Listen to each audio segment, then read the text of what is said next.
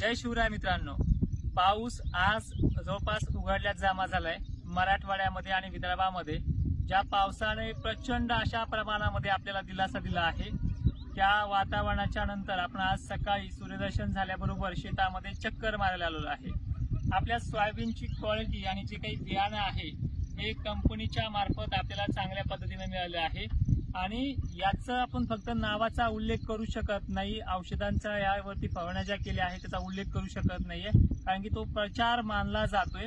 पण आवर्जून तुम्हाला याचं मार्गदर्शन आपल्या ऑफिसमध्ये आवर्जून करूयात। आता उळ्यात आपल्या अंदाजाकडे तसंही अंदाज कालच्या लाईव्ह मध्ये तुम्हाला सांगितलाच आहे की काही भागांमध्ये आज सूर्यदर्शन होईल आणि ज्या भागांना पावसाने सोडलेला आहे तिथे सुद्धा तो 40% व्याप्तीनुसार तो बरसत जाईल। आता जिल्ह्यानुसार बघूयात, जसं की पूर्व विदर्भाच्या ज्या पेरण्या रखडल्या होत्या पावसामुळे त्यांना चांगला पेरणीयोग्य पाऊसही झालेला आहे। तर तिथली परिस्थिती ह्या 2-3 दिवसामध्ये कशी असेल ती समजून घेऊया।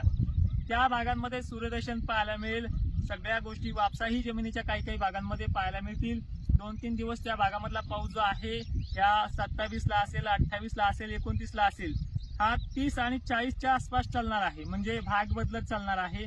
चंद्रपूर, गोंदिया, भंडारा, जे काही वाशिम पर्यंतचा, हिंगोली, नांदेड, बुलढाणा, अकोला, अमरावती, हिंगणघाट जे काही परिसर असेल त्या परिसरातल्या शेतकऱ्यांना एक माहिती माझ्या शेतामधनं देण्याचा प्रयत्न करेल। फक्त तुम्ही काय करा, जशी वापसा होईल तसं पेरण्याचा प्रयत्न करा। परत तुम्हाला 2 जुलैच्या आणि 3 जुलैच्याही अगोदर पावसाचं आगमन हे चांगल्या जोरदार पद्धतीने होणार आहे। ती व्याप्ती 100% असेल असा अंदाज नाहीये, पण ती अशाच प्रकारे 2-3 दिवसामध्ये सगळा भाग कव्हर करेल असा आहे। आता मराठवाड्याचं चित्र बघूयात। जालना असेल, छत्रपती संभाजीनगर असेल, नांदेड, हिंगोली, वाशिम, परभणीचा पट्टा असेल, या भागांमध्ये बऱ्याच ठिकाणी समाधानकारक 80%पेक्षाही जास्त झालेला आहे। लातूर, धाराशिव आणि बीड जिल्ह्याला यांनीही चिंता करू नका। ह्या 1-2 दिवसामध्ये स्थानिक वातावरणाचा आणि आजच्या 27 जिल्ह्याला आभाळ भरून येईल। काही ठिकाणी चांगला पाऊस पडेल, काही ठिकाणी कमी पडेल, पण हे जे चित्र आहे ते अजूनही 2-3 दिवसानंतर सुधारणार आहे। त्यामुळे जे काही आपल्याकडे मुबलक पाणी असेल त्या पाण्याच्या भरोशावरती सटकारे बिटकारे देत चला। आणि या सगळ्या भागातनं जो काही आपण आढावा घेतला त्या पद्धतीने तो पाऊसही झालेला आहे। पण अजूनही महत्वाचं सांगतोय, जे काही पश्चिम महाराष्ट्र आहे, खानदेश आहे, इथे 10-5 जे भाग सुटले असतील खानदेशामध्ये त्यांची पूर्तता आज भरून निघेल असा अंदाज तुम्हाला माझ्या शेतामधनं देतो आहे।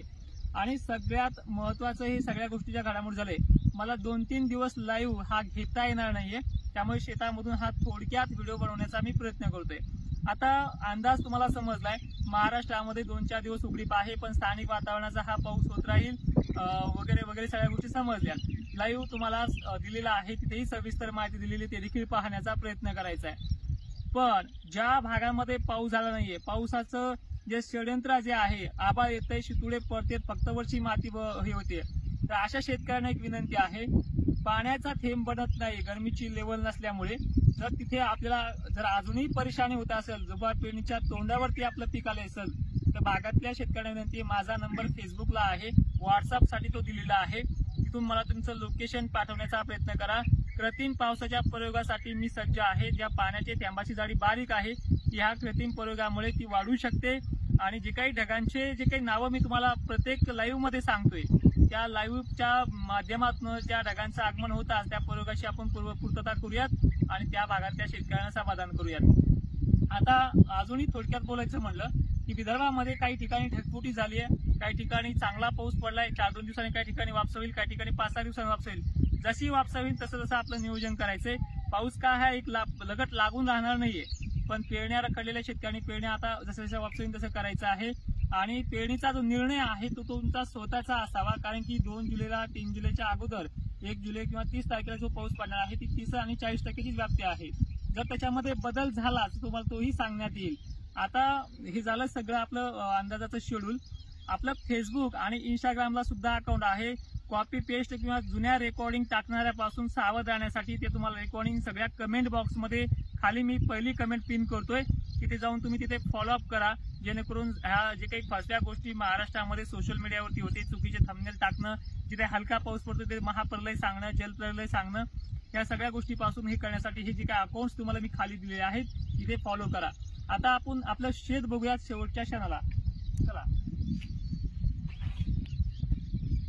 तर अशा प्रकारे आपलं शेत आहे आणि पूर्णतः टोकन पद्धतीनं हे आपण सोयाबीन केलेली आहे.